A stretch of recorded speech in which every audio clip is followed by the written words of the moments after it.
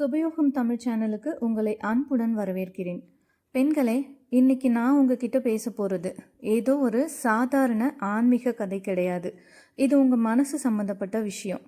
நம்ம வாழ்க்கையில் எத்தனையோ போராட்டங்கள், மனசு உடைஞ்சு போன தருணங்கள், யார்கிட்டையும் சொல்ல முடியாமல் உள்ளுக்குள்ளேயே அழுத கஷ்டங்கள், பண நெருக்கடி, குழந்தைகளோட ஆரோக்கியத்தை நினச்ச பயம், அப்புறம் ஒரு புரியாத தனிமை, இதையெல்லாம் ஒரு சின்ன பெட்டிக்குள்ளே அடைச்சி வைக்கிற மாதிரி மனசுக்குள்ளேயே பூட்டி வச்சுருப்போம் இல்லையா?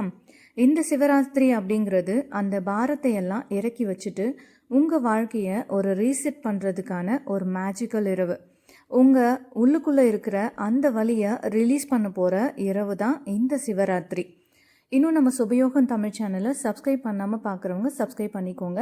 கூடவே இருக்க பெல் ஐக்கானையும் கிளிக் பண்ணிக்கோங்க. ஏன் இந்த சிவராத்திரி பெண்களுக்கு ஸ்பெஷல்? சிவராத்திரினா வெறும் கண் முழிக்கிறது மட்டும் கிடையாது. அறிவியல் ரீதியாக பார்த்தா அன்னைக்கு நம்மளோட சப்கான்ஷியஸ் மைண்டு முழுசாக திறந்திருக்கும். நம்ம காலம் காலமாக சேர்த்து வச்சிருக்கிற அந்த எமோஷ்னல் குப்பைகளை அள்ளி வெளியே வீசுறதுக்கான ஒரு ஜன்னல் தான் இந்த சிவராத்திரி. பெண்கள் இயல்பாகவே எமோஷ்னல் ஜீவராசிகள். நம்ம மற்றவங்களுக்காகவே வாழ்ந்து பழகிட்டோம். அதனால தான் இந்த இரவு நமக்கு மற்றவங்கள விட டபுள் பவர்ஃபுல்லு. அன்னைக்கு நீங்கள் வைக்கிற வேண்டுதலும் நீங்கள் செய்கிற தியானமும் நேரடியாக அந்த பிரபஞ்சத்துக்கு போய் சேரும். பெண்களும் அந்த தீராத ரணமும். வெளியே பார்க்கும்போது நம்ம ரொம்ப ஸ்ட்ராங்காக தெரியலாம். ஆனால் உள்ளுக்குள்ளே எனக்கு ஏன் யாருமே சப்போர்ட் இல்லை, நான் மட்டும் ஏன் இவ்வளோ கஷ்டப்படணும், என்னோட குழந்தைகள் நல்லா இருக்கணும், இப்படி 1000 கேள்விகள் சத்தம் இல்லாமல் ஓடிக்கிட்டு இருக்கும். நீங்கள் யார்கிட்டையும் புகார் பண்ணாமல், அழுது ஆர்ப்பாட்டம் பண்ணாமல் எல்லாத்தையும் அட்ஜஸ்ட் பண்ணிக்கிட்டு போகிறீங்க பார்த்தீங்களா? அதை இந்த உலகம் கவனிக்காமல் இருக்கலாம், ஆனால் அந்த யூனிவர்ஸ் கவனிச்சுக்கிட்டு தான் இருக்கும். உங்களோட அந்த மௌனமான கண்ணீருக்கு பதில் கிடைக்க போகிற ராத்திரி தான் இந்த சிவராத்திரி. வீட்டிலே நீங்கள் செய்யக்கூடிய எளிமையான முறைகள். இதுக்கு ரொம்ப காஸ்ட்லியான பூஜை எதுவும் வேண்டாம். ரொம்ப சிம்பிளாக 4 ஸ்டெப் பண்ணுங்கள். ஒன்று தீபம் ஏற்றுங்க. ஒரு சின்ன அகல் விளக்கை ஏற்றுங்க. அந்த ஒளியை பார்த்து மனசார சொல்லுங்கள், இறைவா, என் வாழ்க்கையில் இருக்க எல்லா பாரத்தையும் இன்னைக்கு உங்ககிட்ட ஒப்படைக்கிறேன்னு சொல்லுங்கள். அடுத்ததாக 2 நிமிஷம் மௌனமாக கண்ணை மூடி அமைதியாக உட்காருங்க. உங்கள் பயம், உங்கள் வலி எல்லாத்தையும் மூச்சு காற்று வழியாக வெளியே தள்ளுறதா நினச்சிக்கோங்க. அடுத்ததாக நிறைய லிஸ்ட்டு போடாதீங்க. உங்களுக்கு உண்மையாகவே எது இப்போது ரொம்ப முக்கியம், நிம்மதியாக, பணமாக, குழந்தையோட ஆரோக்கியமாக, அதை மட்டும் மனசில் அழுத்தி கேளுங்க. கடைசியாக தூங்குறதுக்கு முன்னாடி நன்றி நன்றின்னு 3 தடவை சொல்லுங்கள். இதுதான் உங்களோட வேண்டுதலை லாக் பண்ணுற சீல். பெண்களே, நல்லா தெரிஞ்சுக்கோங்க, பணம் வரலனா அது துரதிர்ஷ்டம் மட்டும் இல்லை, அது மனசில் இருக்கிற ஒரு பிளாக்கேஜ்.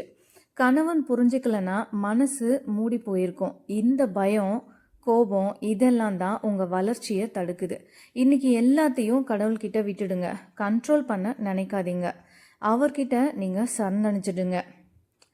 என் வாழ்க்கை பாதுகாப்பாக இருக்குது, நான் இறைவனின் அரவணைப்பில் இருக்கேன், என் குழந்தைங்க தெய்வீக பாதுகாப்பில் இருக்குது, என் எதிர்காலம் ரொம்ப அழகாக அமைய போகுது, நான் தனி ஆள் இல்லை, எனக்கு வழிகாட்ட ஒரு சக்தி இருக்குது, எனக்கு அருளும் இருக்குது, அதை எதிர்கொள்ளும் தைரியமும் இருக்குது அப்படின்னு மனசுக்குள்ளே உறுதிமொழி எடுத்துக்கோங்க. ரொம்ப மெதுவாக ஒரு தாலாட்டு மாதிரி நீங்கள் இதை சுவாமிக்கிட்ட சொல்லுங்கள். உங்கள் மனசுலையும் சொல்லிக்கோங்க. சிவராத்திரி அன்னைக்கு ராத்திரி 11:30 1 மணி வரைக்கும் இருக்கிற அந்த நேரத்தை லிங்கோத்பவ காலம்னு சொல்லுவாங்க. என்ன சொல்லலாம்னா, மற்ற நேரத்தில் நீங்கள் சாமி கும்பிடுறத விட இந்த நள்ளிரவு நேரத்தில் கண்ணை மூடி ஒரு 10 நிமிஷம் அமைதியாக இருங்க. உலகமே தூங்கும்போது நீங்கள் மட்டும் விழித்து உங்கள் மனசு கூட பேசுகிற அந்த நிமிஷம் உங்கள் சப்கான்ஷியஸ் மைண்டு பிரபஞ்சத்தோட கனெக்ட் ஆகும். அப்போது நீங்கள் கேட்குறது அப்படியே நடக்கும். பெண்கள் அன்னைக்கு வீட்டில் அபிஷேகம் பண்ண முடியலைனாலும் பரவாயில்ல, ஒரு செம்பு தண்ணியை எடுத்துக்கோங்க. அதில் உங்கள் மனசில் இருக்கிற பாரம், நோய், கஷ்டம் எல்லாம் அந்த தண்ணிக்குள்ளே போகிறதா நினச்சிக்கிட்டு ஓம் நம சிவாயன்னு சொல்லுங்கள். அப்புறமா அந்த தண்ணியை செடிக்கு ஊற்றுங்க. உங்கள் எதிர்மறை எண்ணங்கள் உங்களை விட்டு போகிறத நீங்களே உணர ஆரம்பிப்பீங்க. நம்ம கஷ்டத்துக்கு முக்கிய காரணமே நாம் மற்றவங்க மேலே வச்சுருக்கிற கோபமும் வருத்தமும் தான். உங்களை காயப்படுத்தினவங்கள இன்னைக்கு மன்னிச்சிடுங்க. அவங்களுக்காக கிடையாது, உங்கள் மனசு நிம்மதியாக இருக்கணுன்றதுக்காக. உன்னை நான் மன்னிச்சிட்டேன், நீயும் என்னை மன்னிச்சிடுன்னு மனசுக்குள்ளே சொல்லிட்டு அந்த பாரத்தை இறக்கி வைங்க. இதுதான் உண்மையான கார்மிக் ரீசெட். சிவராத்திரி அன்னைக்கு முடிஞ்ச வரைக்கும் முதுகுத்தண்டை நேராக வச்சு உட்காருங்க.